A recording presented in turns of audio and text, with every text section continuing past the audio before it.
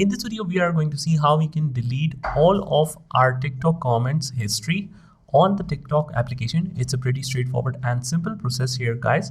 So if you have entered a lot of comments and now you want to get rid of all of them, or you want to get rid of complete history, what you can do is just head over to your profile from the bottom right hand corner. And once you click on that, on the top right hand corner, you will see this 3 lines or the hamburger sign. Click on that and just click on the activity center. If you find it on the top, that is great.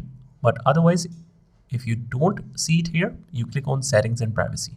From here, you scroll all the way down to the activity center that you can find in the content and display. Click on that. It might ask you to verify before continuing.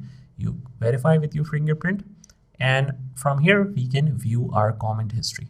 So here's our comment history, and from here we have to go through all of them one by one, and whatever you want to delete, you just need to go through that specific one by just holding on to it, and it will open up your comment here.